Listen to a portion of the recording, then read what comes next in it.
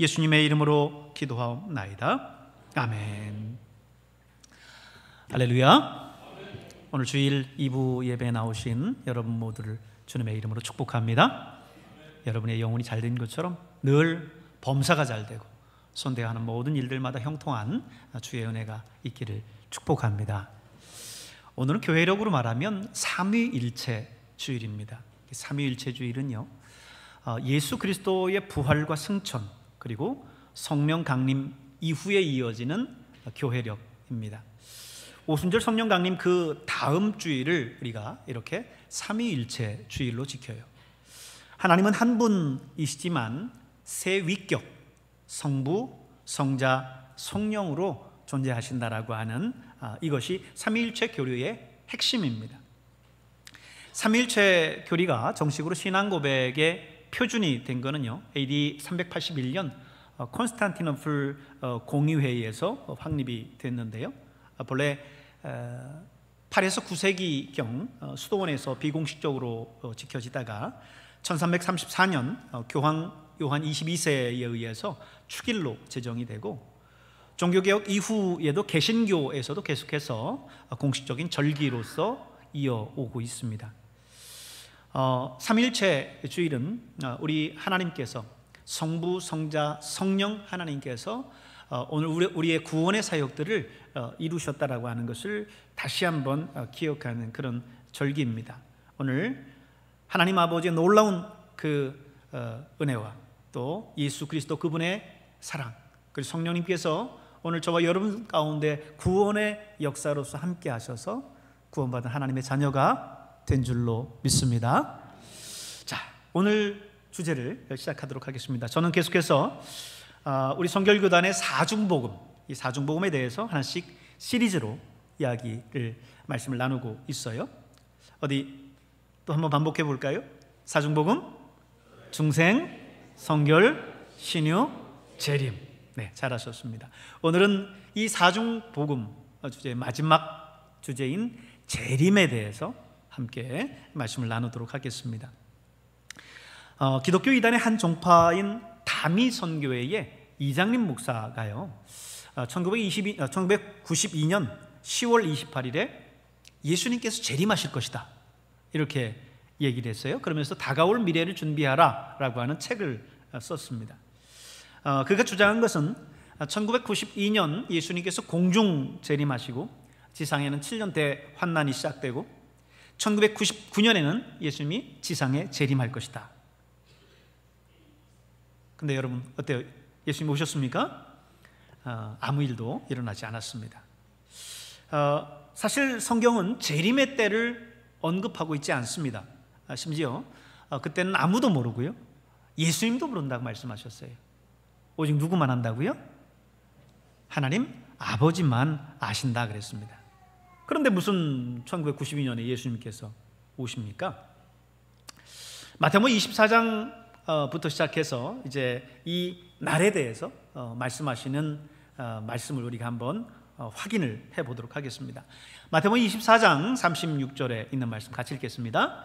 그날과 그때는 아무도 모르나니 하늘의 천사들도 아들도 모르고 오직 아버지만 아시느니라. 자, 마태복음 25장 13절, 그런즉 깨어있으라 너희는 그날과 그때를 알지 못하느니라. 사도행전 1장 6절입니다.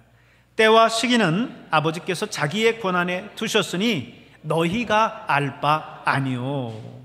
데살로니가전서 5장 1절 2절, 형제들아 때와 시기에 관하여는 너희에게 쓸 것이 없음은 주의 날이 밤에 도둑같이 이를 줄을 너희 자신이 자세히 알기 때문이라. 아멘.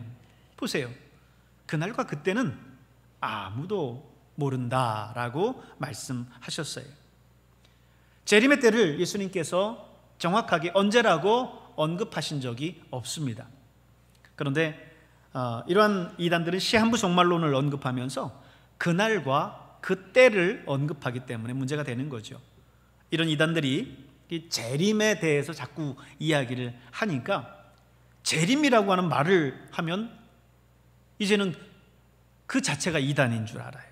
근데 그렇지 않습니다. 그럼에도 불구하고 기독교 교리의 핵심 중 가장 중요한 것 중에 하나가 바로 이 재림입니다. 우리는 다시 오실 예수님의 재림을 믿습니다. 그렇습니다. 예수님께서 내가 속히 오리라 말씀하신 그 말씀을 우리는 굳게 믿고 그 예수님을 기다리고 있어요. 이게 바로 재림의 신앙이죠. 다른 주제들도 중요하겠지만 이 재림에 대한 신앙은요, 기독교 신앙에 있어서 너무나 귀중한 중요한 유산입니다. 왜냐하면 우리 기독교를 보면 세계 기독교사뿐만 아니라 한국 기독교사만 봐도 얼마나 많은 박해와 고난의 세월들을 보냈습니까? 그런데 그때마다 우리 기독교인들은요, 우리 믿음의 선배들은요, 그 신앙을 포기하지 않고 굳게 지켰고 그 신앙을 잘 이겨냈습니다. 심지어는 카타콤이라고 하는 곳에까지 숨어 들어가면서 그곳에서 빛이 들어오지 않는 그곳에서 신앙생활하면서까지도 믿음을 포기하지 않고 살았어요. 무엇 때문이었습니까? 이 재림의 신앙 때문이었습니다. 우리 한국 성결교회 역시 일제에 의해서 강압적으로 교단을 폐쇄해야 되는 일들이 있었지만 그때 가장 문제시됐던 것이 뭐였냐면 이 재림의 신앙이었어요. 일제의 천황을 숭배하는 것이 아니라 재림의 주 예수 그리스도 이분을 소망하면서 기다린다. 그분이 왕으로 올 것이다 라고 하는 어떤 그런 신앙 때문에 일제에서는 우리 성결교단을 이제 문을 닫도록 그렇게 했던 것이요. 그렇다면 이 재림이라는 게 구체적으로 뭐냐? 재림은 간단히 말해서 예수님께서 다시 오시는 거예요. Second coming, 다시 두 번째로 오시는 겁니다. 사도행전 1장 9절에 11절 오늘 본문에 있는 말씀이죠. 우리 같이 다시 한번 읽어볼까요? 이 말씀을 마치시고 그들이 보는데 올려져 가시니 구름이 그를 가리어 보지 않게 하더라. 올라가실 때에 제자들이 자세히 하늘을 쳐다보고 있는데 흰 옷 입은 두 사람이 그들 곁에 서서 이르되 갈릴리 사람들아 어찌하여 서서 하늘을 쳐다보느냐? 너희 가운데서 하늘로 올려지신 이 예수는 하늘로 가심을 본 그대로 오시리라 하였느니라. 아멘. 그렇습니다. 하늘로 올라가셨던 그 예수님은 다시 이 땅에 그것처럼 그대로 오시겠다라고 말씀해 주셨어요. 이게 바로 재림입니다. 먼저 이 재림에 대해서 이야기를 하다 보면 몇 가지 나오는 그런 용어들이 있습니다.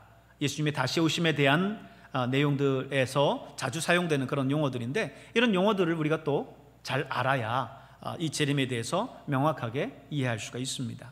예를 들어서 공중재림이라든지 지상재림이라든지 대환난이라든지 휴거라든지 이런 말을 여러분 들어보셨죠? 이런 내용들을 이 부분에 대한 명확한 이해가 또 우리에게 필요해요. 첫 번째 공중재림은요, 예수님께서 재림하실 때 공중으로 오신다는 거예요. 예수님께서 공중으로 재림하시고 이 땅에 믿음으로 살아가는 성도들은 공중으로 끌려 올려져서, 다시 말해서 그것을 뭐라고 표현해요? 휴거라고 표현하죠. 그렇게 휴거돼서 성도들과 공중에서 혼인잔치를 한다는 거예요. 예수님 우리의 신랑이 되시고 또 우리는 그분의 신부가 됩니다. 이렇게 보면 아니 그럼 남자들은 어떻게 하라는 거야? 이런 생각을 가질 수 있겠죠? 근데 걱정 마세요. 부활해서 혹은 휴거돼서 공중에서 예수님을 만날 때는요, 남자와 여자 그리고 혹은 늙고 젊고의 모습이 없어요. 가장 영화로운 모습으로, 가장 아름다운 모습으로 변화돼서 우리가 예수님을 만나게 될 것입니다. 그래서 예수님은 우리의 신랑 되시고 우리는 그분의 신부가 될 거예요. 그곳에서 예수님과 혼인잔치를 한다는 거죠. 그래서 이 혼인잔치는 예수님과 성도의 감격적인 만남을 표현한 거고 또 그분과 성도의 관계를 표현한 것이지, 니고데모가 거듭남에 대해서 오해하지 않습니까? 어머니 뱃속으로 다시 들어갔다 나와야 되는 겁니까? 라고 표현했던 것은 그가 그 사실을 육적으로 이해했기 때문에 오해한 거잖아요. 그것처럼 이 혼인잔치 역시 육적으로 오해하게 되면 그럼 남자는 어쩌라는 거야? 이렇게 되는 거예요. 니고데모식 이해가 아니라 이것은 영적인 사건이라는 것을 여러분 기억하시기를 바랍니다. 데살로니가전서 4장 16절에서 17절에 있는 말씀을 우리 한번 확인해 보도록 합니다. 주께서 호령과 천사장의 소리와 하나님의 나팔 소리로 친히 하늘로부터 강림하시리니 그리스도 안에서 죽은 자들이 먼저 일어나고 그 후에 우리 살아남은 자들도 그들과 함께 구름 속으로 끌어올려 공중에서 주를 영접하게 하시리니 그리하여 우리가 항상 주와 함께 있으리라. 아멘. 공중에서 주님과 만나 주님과 혼인 잔치를 한다는 거예요. 자, 이것은 이제 예수님께서 이 땅에 공중으로 재림하시는 그 내용을 이야기를 하고요. 공중에서 그렇게 혼인 잔치를 한 다음 이제 지상으로 재림한다는 겁니다. 예수님께서 지상에 재림하시면 이 땅에서는 성도들이 그리스도와 함께 다스리는 천년왕국이 시작이 돼요. 1000년 동안 성도들이 예수님과 함께 이 땅을 다스린다, 통치한다. 그래서 그 시대를 천년왕국이라고 이야기를 합니다. 계시록 20장 6절에 있는 말씀이죠. 같이 읽겠습니다. 이 첫째 부활에 참여하는 자들은 복이 있고 거룩하도다. 둘째 사망이 그들을 다스리는 권세가 없고 도리어 그들이 하나님과 그리스도의 제사장이 되어 1000년 동안 그리스도와 더불어 왕노릇하리라. 아멘. 이게 천년왕국에 대한 내용, 지상 재림에 대한 내용입니다. 자, 대환난이라고 하는 것은요, 예수님께서 처음 공중에 재림하셔서 그곳에서 성도들과 함께 혼인잔치가 있겠다라고 했죠. 그렇게 7년 동안 있는 동안 이 땅에서는 바로 이전에 없었던 대환난이 계속된다라고 하는 거예요. 그래서 이것을 7년 대환난이라고 우리가 표현하고 있습니다. 네 번째, 휴거라고 하는 말이죠. 휴거라고 하는 말이 뭐냐? 성경에서 어디에 있지? 하고 성경을 검색하면 성경에 휴거라는 말은 없습니다. 휴거라고 하는 단어가 있는 게 아니라 아까 말했듯이 들림받아, 들려 올라간다라고 하는 그 표현을 한자식 표현한 것이 휴거라고 하는 표현이에요. 그래서 이 휴거는 예수님께서 공중으로 재림하실 때 성도들이 이 땅에서 믿음 생활 잘 했었던 성도들이 거기에서 호련히 변화되어 예수님께 공중으로 들림받는다라고 하는 것이 바로 휴거를 이야기를 합니다. 마태복음 24장 40절에서 42절에 있는 말씀 같이 읽겠습니다. 그때 두 사람이 밭에 있음에 한 사람은 데려가고 한 사람은 버려둠을 당할 것이요 두 여자가 맷돌질을 하고 있음에 한 사람은 데려가고 한 사람은 버려둠을 당할 것이니라. 그러므로 깨어 있으라. 어느 날에 너희 주가 임할는지 너희가 알지 못함이니라. 아멘. 이렇게 어느 날인지는 알지 못하지만 주님이 오시는 그날, 재림하는 그날 우리는 우리의 일상생활 속에 있지만 그때 예수를 신실하게 믿었던, 예수 믿었던 자들은 거기서 들림받아 공중에서 주님을 만나게 된다라고 하는 겁니다. 그런데 예수님 분명히 말씀하시기를 내가 속히 오리라 말씀하셨는데 그렇게 말씀하신 지가 벌써 2000여 년 지났어요. 그러면 도대체 예수님이 언제 오신다는 얘기입니까? 도대체 오기는 오는 겁니까? 이런 생각을 하지 않겠습니까? 왜 이렇게 예수님께서 이렇게 속히 온다고 해놓고는 더디 오시는 겁니까? 이런 의문을 가질 수 있습니다. 여기에 대해서 몇 가지 이유를 제가 말씀을 드릴게요. 첫 번째는 하나님의 시간과 우리의 시간이 다르기 때문입니다. 하나님은 우리와 차원이 달라요. 우리는 지금 시공간 속에 살아가고 있지 않습니까? 소위 3차원의 세계 속에 살아가고 있는 거예요. 그런데 예수님, 하나님은요, 이 차원을 넘으시는 분이에요. 우리의 차원에 계신 분이 아닙니다. 3차원이 아니라 4차원, 5차원, 이 차원을 초월해 계신 분이 바로 하나님이세요. 그렇기 때문에 니고데모가 이해했듯 우리의 방식으로 하나님을 이해하려고 하면, 그 차원을 초월하신 그 하나님을 이해하려고 하면 이해가 되지 않는 거지요. 하나님은 시간과 공간의 제약을 받지 않으시는 분이에요. 시공간 안에 살아가는 이 유한한 인간이 그 시공간을 초월하시는 무한한 하나님을 우리 기준에서 이해하려고 하니까 하나님이 안 오신다 생각을 하는 거죠. 그래서 성경은요, 어떻게 표현하고 있느냐면요, 베드로 후서 3장 8절에 이렇게 표현합니다. 같이 읽겠습니다. 사랑하는 자들아, 주께는 하루가 1000년 같고 1000년이 하루 같다는 이 한 가지를 잊지 말라.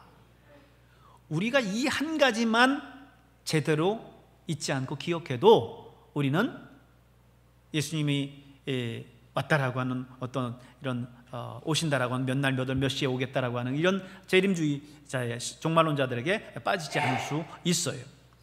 하루가 어떻다고요? 1000년 같고 1000년이 하루 같다는 거예요. 그것은 예수님이, 우리 하나님이 공간을 초월해서 계신 분이라고 하는 거기 때문에 그렇습니다. 시공간을 초월하신 무한하신 하나님을 우리의 유한성에 가두지 마시길 바랍니다. 두 번째 이유는요, 하나님은 모든 사람이 구원받기를 원하시기 때문입니다. 하나님께서는 한 사람도 멸망받아 지옥에 가는 것을 원치 않으세요. 그래서 그분은 어찌하든지 한 사람이라도 더 구원하시기 위해서 그날을 참으시고 또 참으시는 거예요. 우리가 주님을 기대하듯이 주님도 우리에게 오시기를 간절히 사모하지만 오늘 그 영혼에 대한 사랑함 때문에 참으시는 거예요.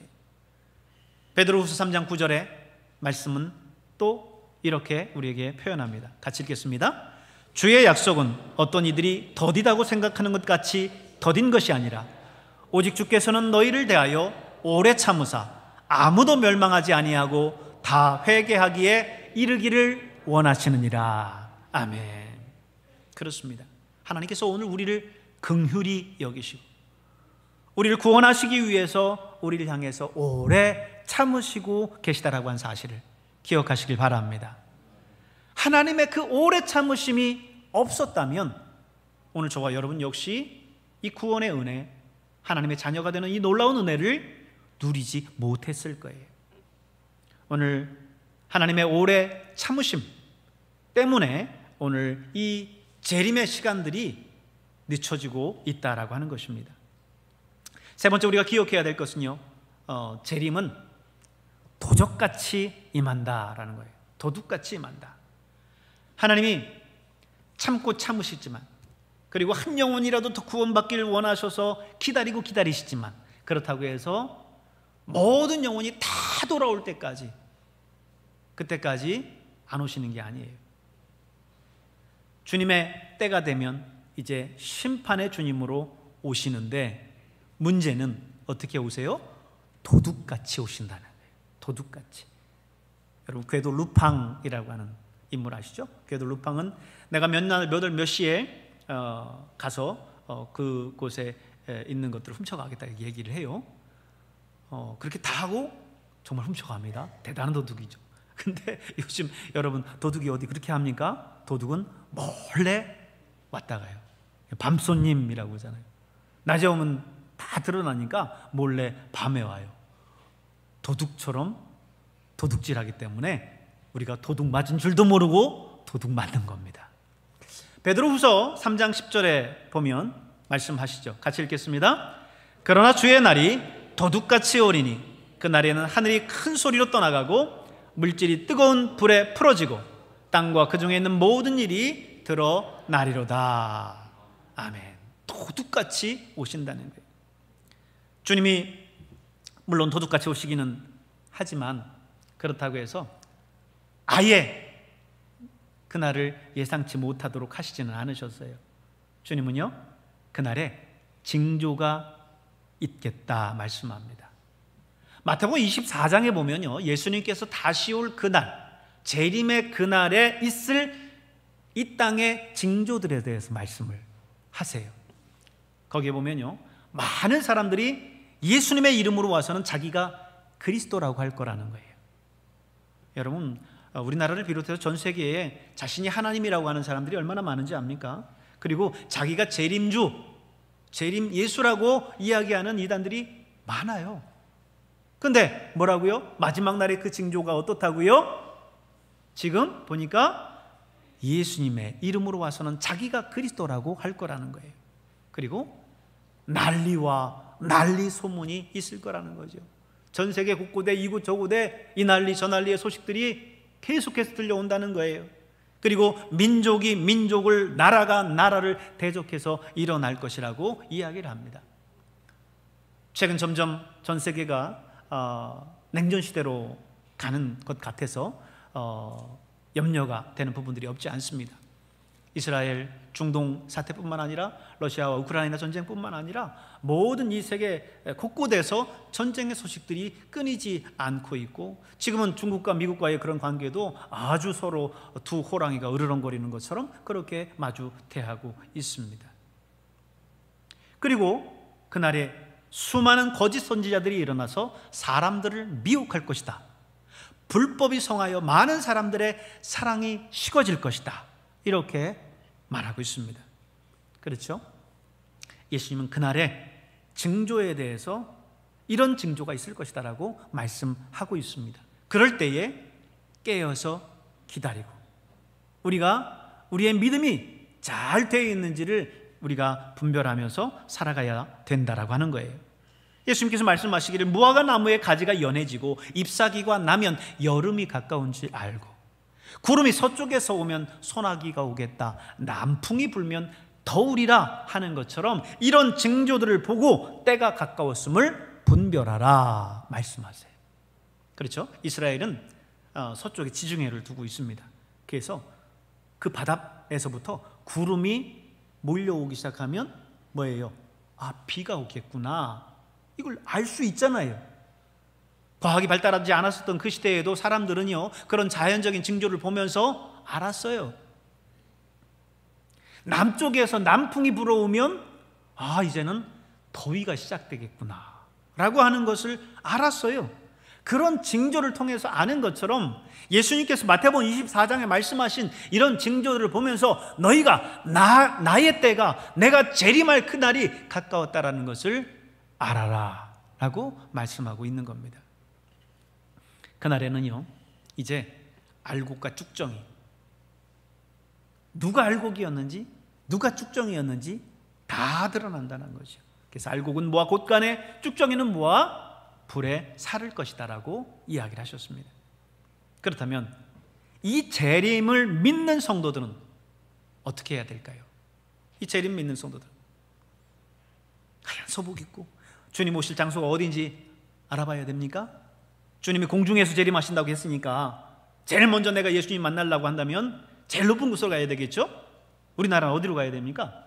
롯데타워로 가야 되나요?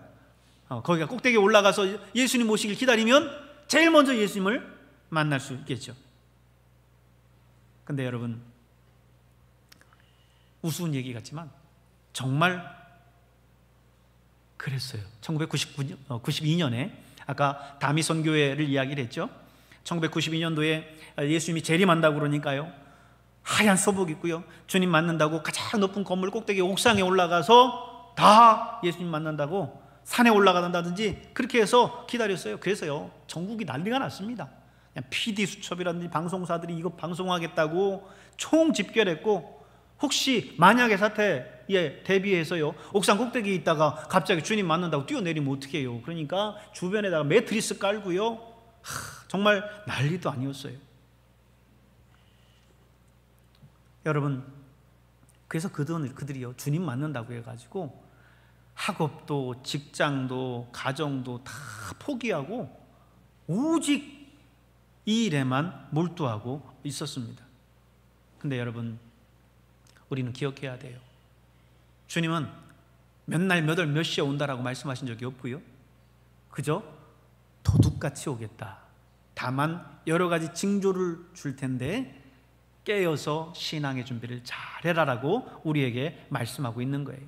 주님을 사모하고 다시 오실 그 주님에 대한 그 사랑의 마음, 기다리는 그 마음을 갖고 기다리라고 하는 것이지, 우리의 일상을 생활을 포기하고 다 들어가서 이렇게 준비하라고 하는 것이 아닙니다. 베드로서 3장 11절에 있는 말씀을 같이 한번 읽어보겠습니다. 이 모든 것이 이렇게 풀어지리니 너희가 어떠한 사람이 되어야 마땅하냐? 거룩한 행실과 경건함으로 하나님의 날이 임하기를 바라보고 간절히 사모하라. 아멘. 주님 오실 날을 간절히 사모하는데 거룩한 행실과 경건함으로 우리의 삶 속에서 우리의 삶을 그리스도인으로서의 모습을 잘 보이면서 살아가라고 말씀하시고 있는 거예요. 그날을 기다린 자들의 태도가 어때야 되는지를 예수님께서는 비유를 통해서 말씀해 주셨는데요, 10처녀의 비유를 통해서 말씀해 주셨어요. 25장, 마태복음 25장 1절 읽습니다. 그때의 천국은 마치 등을 들고 신랑을 맞으러 나간 10처녀와 같다 하리니. 등을 들고 신랑을 맞으러 갔는데 5처녀에게는 등불에 그 기름이 떨어졌어요. 5처녀는 기름 준비를 잘 해서 등불을 밝히고 있다가 신랑을 맞이했습니다. 이게 무슨 말이에요? 우리의 신앙 생활 준비를 잘 하라는 거예요. 주님 언제 오실지 모르니까 성령의 기름 등불을 잘 준비하고 믿음의 생활들을 잘 하고 있으라는 거예요. 우리 주님이 몇 날, 몇 월, 며칠에 오신다는 거 알면 그 전까지 세상에서 즐길 거 다 재밌게 즐기다가 그날 되게 한 시간 전에 예수님 믿겠다고 신실하게 간절하게 주님 사모하며 기다리면 되죠. 근데 그날이 언제인지 몰라요. 그러니까 혹시 내 등불에 기름이 떨어지지 않았는지 늘 돌아보실 수 있길 바랍니다. 내일이라도 주님 오시면 내가 맞을 수 있을 그런 모습으로 우리 신앙의 등불이 준비될 수 있기를 바랍니다. 제가 이전에 교정선교를 한 2년 정도 한 적이 있었어요. 쉬운 말로 말하면 교도소 선교예요. 제가 이제 십자군 전도대라고 하는 곳에서 오네시모 선교회에 이제 협력 사역을 한 건데, 오네시모 선교회는 전국 6만여 재소자들에게 하나님의 복음을 전하는 그런 사역을 하는 교정 선교 단체입니다. 매주 이제 하는 정기적인 사역 가운데 하나가 뭐였냐면 서울구치소에 가서 수감되어 있는 기독교 사형수를 상담하면서 예배 드리는 거였어요. 제가 만나는 그 사형수 형제는 조직폭력과 살인 혐의로 사형을 선고받고 있었던 형제였는데, 처음 만났을 때에는 정말 눈도 못 마주치겠더라고요. 뭐 목이 없어요. 그리고 막 떡대 같은 이런 등치에다가 있는데, 근데 그 친구를 만나서 계속해서 상담하고 그리고 예배를 드리는 겁니다. 집행 날짜가 언젠지 몰라요. 본인도 모르고요. 그리고 어느 누구에게도 알려져 있지 않습니다. 그야말로 정말 도적같이 임하는 거죠. 그는 밖에서 예수님을 잊지 않았습니다. 그런데 뒤늦게 교도소에 들어와서 예수님을 알게 됐고 하루하루 주님과 함께 동행하며 살았습니다. 새벽 4시만 되면 방에서 일어나서 모든 식구들과 함께 예배를 드립니다. 이 덩치 큰 사형수가 예배를 인도하니까 뭐 그 방 안에서 참여 안 할 사람 있을까요? 다 참여했겠죠. 근데 굳이 강요하지 않았고요. 정말 예배 드리고 싶은 사람만 예배에 참여하도록 했습니다. 다만 그는 그곳에서 정말 성실한 믿음의 삶을 살았어요. 보통 사형수들이 4개월에 한 번씩 전방을 갑니다. 그래서 이사를 가는 거예요. 근데 그때마다 그 방에 있는 모든 식구들에게 예수님을 전해요. 그리고 새로 들어온 그런 어려운 형제들이 있으면 자기에게 들어온 영치금을 가지고 뭐 팬티도 사주고 치약, 칫솔 뭐 이런 생필품들을 다 사줍니다. 그리고 제일 막내가 해야 되는 변기 청소도 자기가 손수 다 자기가 청소를 해요. 사실 교도소 안에서 사형수 그러면요 최고수라고 부릅니다. 사형수라고 부르지 않고 최고수라고 나름 존칭을 써가면서 그곳에서요 재수자들뿐만 아니라 거기 있는 무슨 교도관들도 나름의 예우를 해줘요. 하지만 그는 그 모든 것들을 포기하고 신앙 안에서 그리스도인으로의 삶을 살았던 거예요. 너무 귀한 형제였습니다. 왜요? 주님의 재림을 기다리기 때문에 그렇습니다. 주님의 재림을 믿는 사람들은 소망 가운데 살아가요. 신앙을 포기하지 않습니다. 어떤 어려움이 와도 재림의 신앙으로 이겨나갑니다. 오늘 여러분 이 재림의 신앙으로 여러분의 삶의 모든 어려움들을 이겨나갈 수 있기를 바랍니다. 여러분의 삶에 어떤 어려움이 있습니까? 물론 초대교회와 같은 그런 어려움, 일제시대와 같은 그런 어려움이 있지는 않을 거예요. 그러나 가정 속에서 예수 믿는다라고 하는 것 때문에 핍박받고, 사회생활하고 직장생활하면서 예수 믿는다라고 하는 것 때문에 조롱받고 따돌림받고 그럴 수도 있어요. 그러나 그런 가운데에서 여러분, 예수님이 내가 속히 오리라 말씀하신 이 말씀 마음속에 새기시면서 그 재림의 주님을 기다리며 신앙생활에 가는 여러분 될 수 있기를 주님의 이름으로 축복합니다.